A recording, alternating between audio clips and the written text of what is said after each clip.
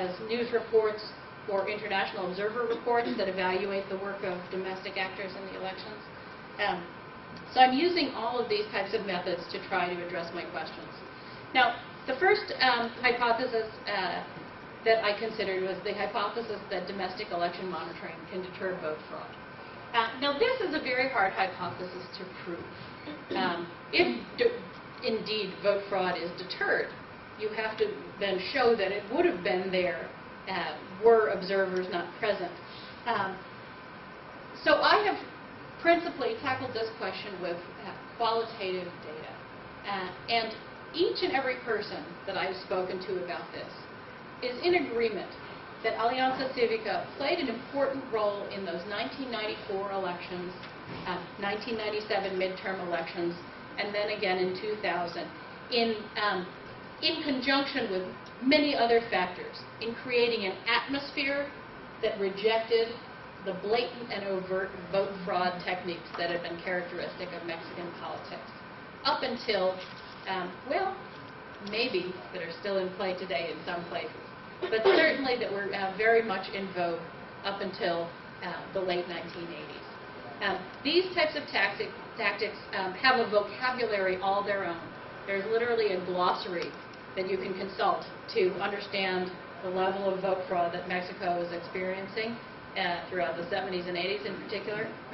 Vote tacos, people who would be given multiple ballots in advance of going into the polling station would vote their vote, take the other ones, fold them into a taco and slip a vote taco into the voting box. Pregnant ballot boxes, pre-stuffed before the election day voting actually began. Mapaches, which is the word for raccoons. Bandits. These are party activists who coerce and mobilize voters on election day, intimidate them, threaten them. There's a whole vocabulary of vote fraud. And there's good consensus among interviewees and also among a lot of the Mexican academic literature that civic efforts contributed significantly to deterring this kind of blatant election day vote fraud in those early elections. That said, you cannot isolate. It's very, very difficult to think about isolating the effect of observers only on vote fraud. The political system was opening. There's a confluence of factors that create conditions for improving elections, and the actions of election observers are only a part. And I love this political cartoon from the Christian Science Monitor from 1994. In 1994, this is the second really competitive election. 1988, that election is widely considered to have been stolen. We'll never really know the truth because Mexican electoral law has the ballots burned within a few years of the time they are cast, so as not to take up valuable storage space. This is a true story. I don't know if you can read it from back there, but in the crowd, they're lifting up the candidate of the PRI, the party that ruled Mexico basically under single-party rule for 70 years. He won the 1994 elections in a relatively fair and free election in which observers were present, and even the domestic observers had to concede a victory. So you see in the crowd one of the supporters saying, of course, if we'd only known it would turn out this way, we could have had clean elections years ago. But the notation here about missing the real irony has to do with the next hypothesis that I want to talk about, which is results acceptance. Well, Alianza Civica engaged in a massive monitoring of that 1994 election. It was one of the earliest, largest experiences of domestic election observation in the world. Not the earliest, but one of the earliest. And it came on the heels of a really important international observation experience in Nicaragua in 1990. In Nicaragua in 1990, the United Nations was invited for the first time to observe an election in a sovereign state, breaking that dilemma of sovereignty that had been circling around the idea of election observation for a long time. And in Mexico in 1994, it tried to do it again. But Mexico is a fierce defender of its own sovereignty. And the way Mexico decided to accommodate the new norms of allowing United Nations involvement was to invite the United Nations to accept a fund from the Mexican government and administer it in order to support domestic observers.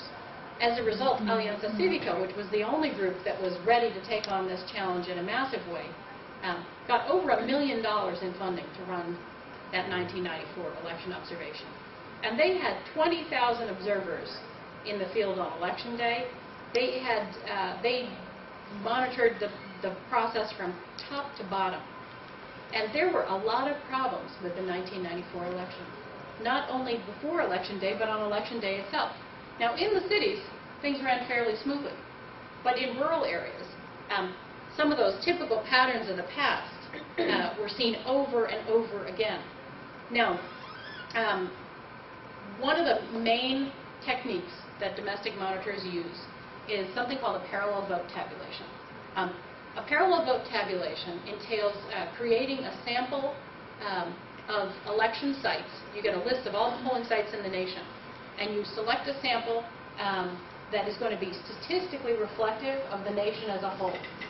Usually, it doesn't have to be a huge sample, but a larger sample is better for getting good results. And observers, that sample is kept in utter secrecy. It was kept in utter secrecy in Mexico in 1994. It was locked down and guarded so that if that sample were released, then of course political parties wanting to show a clean election count could make sure that at those selected polling sites they behaved themselves properly. But if you get a good sample and you guard it very carefully, they stashed it at the Canadian Embassy in 1994.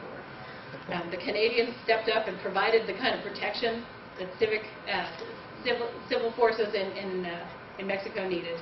I think they've done it more than once, but they claim to shake it up so that no one knows where to find the closely guarded sample. Anyway, you deploy observers to those polling sites, and in Mexico, the initial vote count happens at the polling station itself.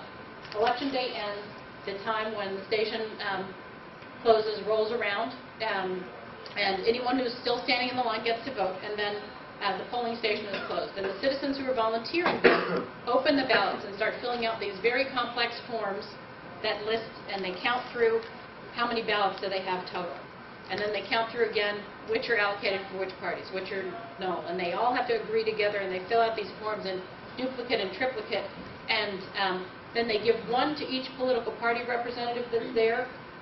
One gets sent back to the district office, one gets sent to the national office, and if observers are present, observers get one too. So if those vote counts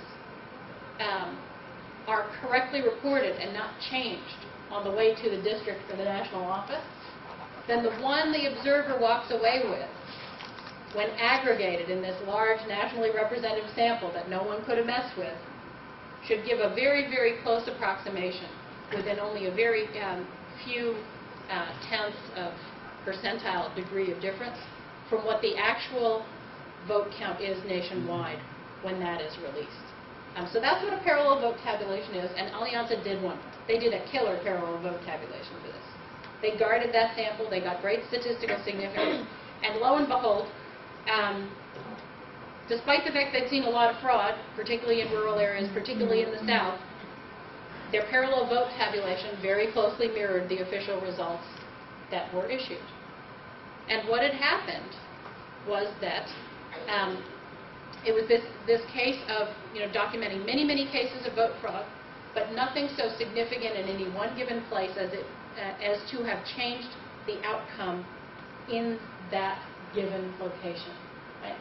And in election monitoring, as it turns out, it's very, very hard to find a smoking gun. It's very, very hard to demonstrate fraud to a degree that it would have changed the outcomes. And if you're not going to claim when you report on it as observers that the outcome is in fact erroneous, then you've got no press release for the next day.